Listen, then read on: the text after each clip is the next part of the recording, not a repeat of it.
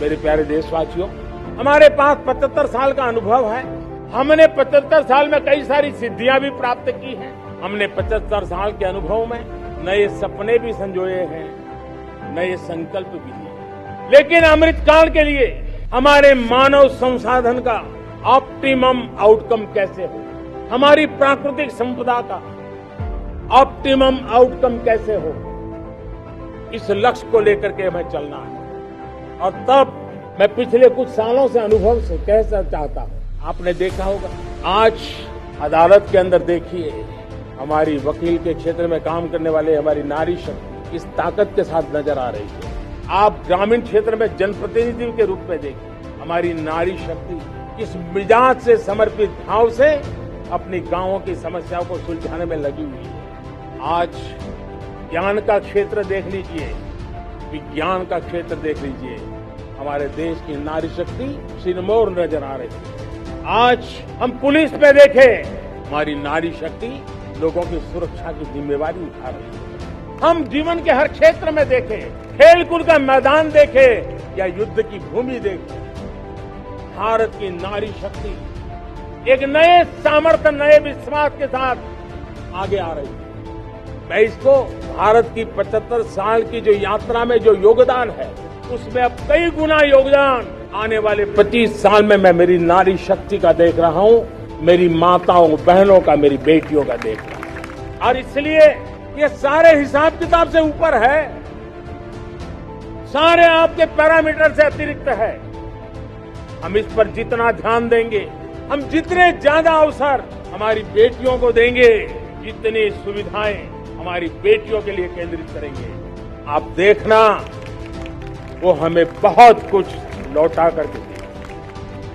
वो देश को इस ऊंचाई पर ले जाएगी। इस अमृत काल में जो सपने पूरे करने में जो मेहनत लगने वाली है, अगर हमारी नारी शक्ति की मेहनत जुड़ जाएगी, व्यापक रूप से जुड़ जाएगी, तो हमारी मेहनत कम होगी, हमारा समय सीमा भी कम हो जाएगी, हमारे सपने और तेजस्वी होंगे, और ओजस्वी होंगे, और दैदीप्यमान होंगे।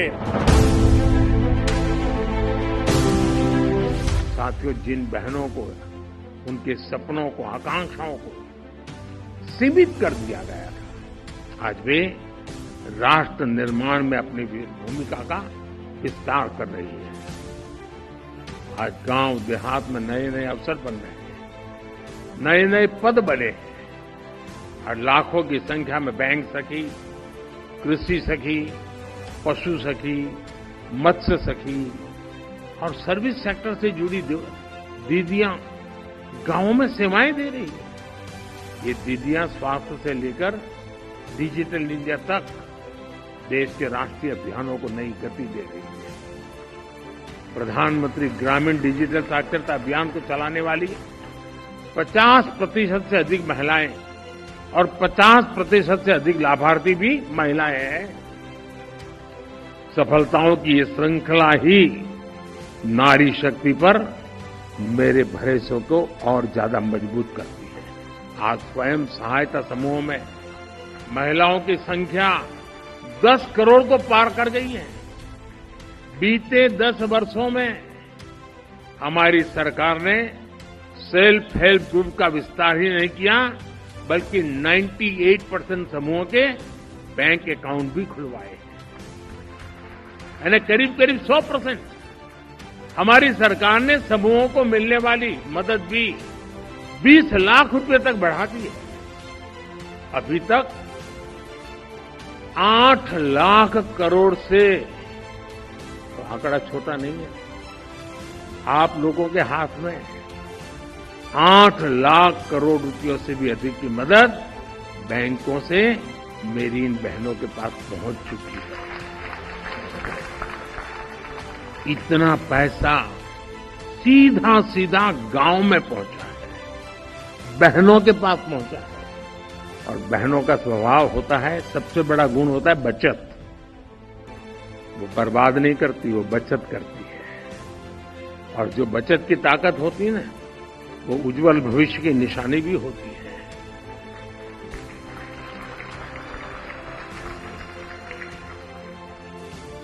और मैं जब भी इन दीदियों से बात करता हूं, ऐसी ऐसी नई नई चीजें मुझे बताती है वो, उनका आत्मविश्वास बताता है। यानी सामान्य मानवी कल्पना नहीं कर सकता है। और जो इतने बड़े स्तर पर गांव में आजकल जो सड़कें बनी हैं, हाईवे बने हैं, इसका लाभ भी इन समूहों को हुआ है। अब लखपति दीदियां अपने उत्पादों को शहर में जाकर आसानी से बेच पा रही है। बेहतर कनेक्टिविटी की वजह से शहर के लोग भी अब गांव में जाकर इन समूहों से सीधी खरीद करने लगे हैं। ऐसे ही कारणों से बीते 5 वर्षों में सेल्फ हेल्प ग्रुप के सदस्यों की आय में 3 गुना की वृद्धि हुई है। हमने स्वच्छ भारत अभियान चलाया, उसका सबसे बड़ा फायदा देश की बेटियों को, हमारी माताओं बहनों को हुआ। उन्हें खुले में शौच से छुटकारा मिला। स्कूलों में बनाए गए शौचालयों के कारण और बेटियों के लिए अलग शौचालयों के कारण बेटियों का ड्रॉप आउट रेट कम हुआ। हमने आर्मी स्कूल के साथ साथ सेना में तमाम पदों को महिलाओं के लिए खोल दिया। हमने महिला सुरक्षा पर कड़े कानून बनाए और इस सब के साथ देश ने नारी शक्ति वंदन अधिनियम के जरिए लोकतंत्र में महिलाओं के नेतृत्व की गारंटी भी दी है। साथियों, हमारी बेटियों के लिए जब हर क्षेत्र के दरवाजे खुले, तभी हमारे देश के विकास के असली दरवाजे खुल पाए। अगर आधी आबादी उसको अगर पूरा अवसर मिले तो भारत 2 गुनी रफ्तार से आगे बढ़ सकता है। और ये मेरा विश्वास है। 25 साल से इस क्षेत्र में काम करने के बाद मेरा विश्वास और दृढ़ हुआ है।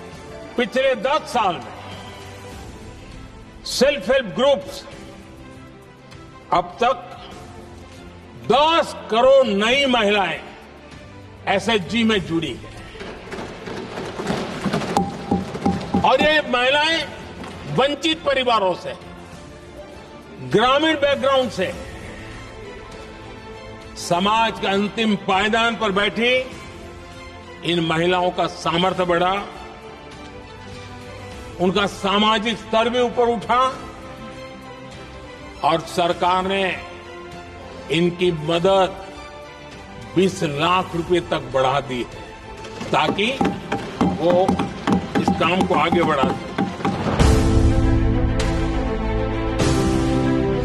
मैं जानता हूं कि भारत में महिलाओं को सशक्त करने के लिए हमें उनकी आर्थिक भागीदारी बढ़ानी होगी। इसलिए हमने अपनी सरकार के हर निर्णय में, हर योजना में इस पहलू का ध्यान रखा। मैं आप माताओं बहनों का एक उदाहरण देता हूं। आप भी जानती हैं कि हमारे यहां संपत्ति होती थी तो पुरुष के नाम पर होती थी। कोई जमीन खरीदता था तो पुरुष के नाम पर, कोई दुकान खरीदी जाती थी तो पुरुष के नाम पर, स्कूटर भी खरीदेगा पुरुष के नाम पर, गाड़ी खरीदेगा पुरुष के नाम पर, ट्रैक्टर खरीदेगा पुरुष के नाम पर। घर की महिला के नाम पर कुछ भी नहीं होता था।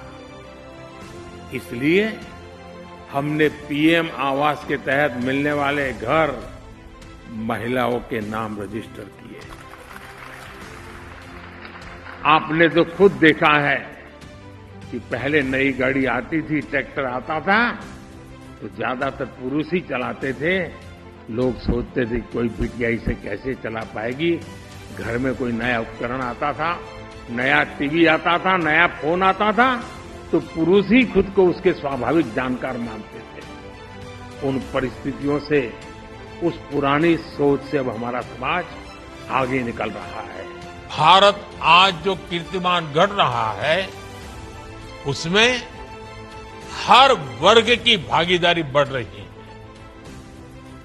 और हमारी बेटियां अब 2 कदम आगे ही चल रही है। हमारी नारी शक्ति ब्यूरोक्रेसी से लेकर स्पेस और साइंस के क्षेत्र में नई बुलंदियों को छू रही है। सरकार का विशेष ध्यान ग्रामीण महिलाओं के सशक्तिकरण पर भी है। सेल्फ हेल्प ग्रुप, बीमा सखी, बैंक सखी और कृषि सखी जैसी पहल ने ग्रामीण महिलाओं के लिए नए अवसर तैयार किए। भारत में 10 लाख करोड़ रुपए के टर्नओवर वाले डेयरी सेक्टर की मुख्य कर्ता धर्ता देश की नारी शक्ति है। हमारी माताएं हैं, हमारी बहनें हैं, हमारी बेटियां हैं।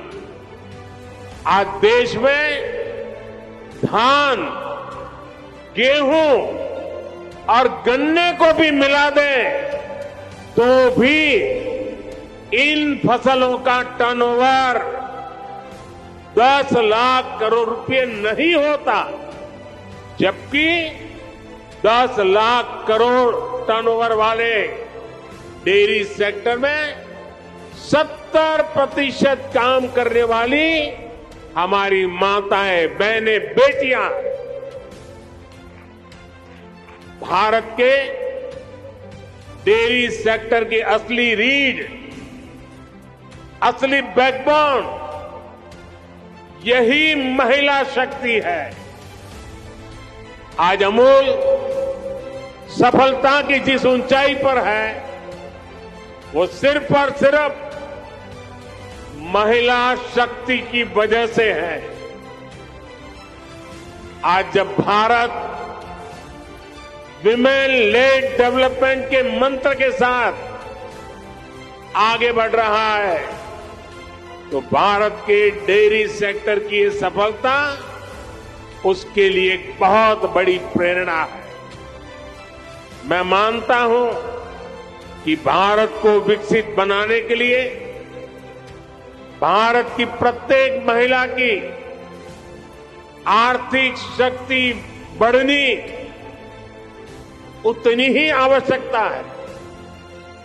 इसलिए हमारी सरकार आज महिलाओं की आर्थिक शक्ति बढ़ाने के लिए भी चौतरफा काम कर रही है।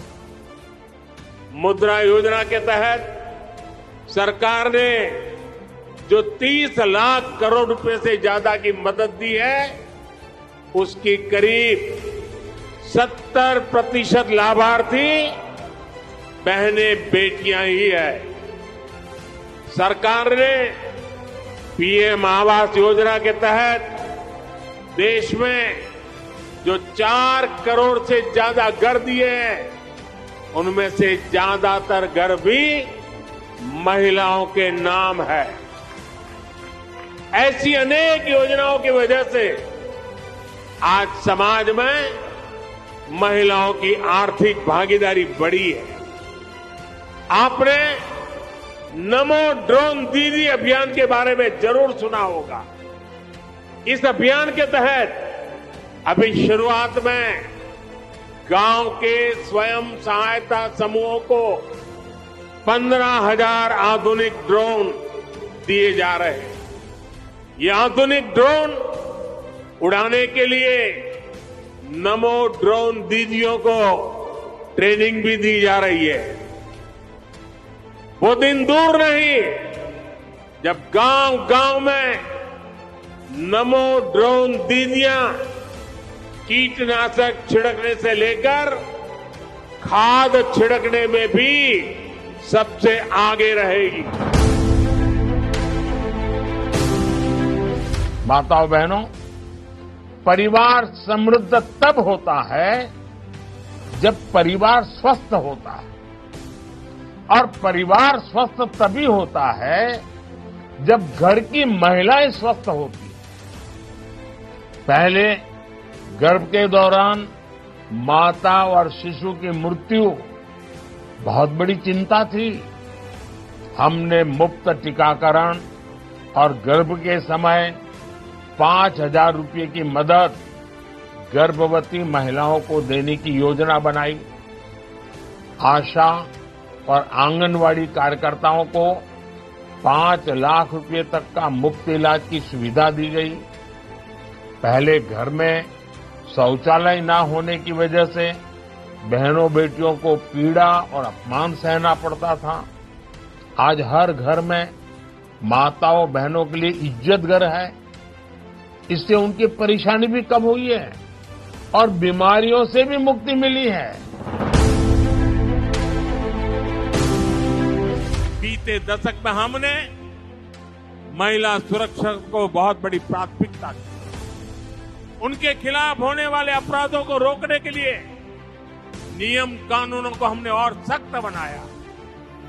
महिलाओं के खिलाफ गंभीर अपराधों की तेजी से सुनवाई हो, दोषियों को तेजी से सजा हो, इसके लिए फास्ट ट्रैक कोर्ट्स का गठन किया गया। अभी तक ऐसी करीब 800 कोर्ट, 800 जेटली नवी कोर्ट देश भर में स्वीकृत की गई है और इनमें से ज्यादातर ने काम करना शुरू कर दिया। इनमें रैप और पॉस्को से जुड़े करीब 3 लाख केस तेजी से निपटाए गए।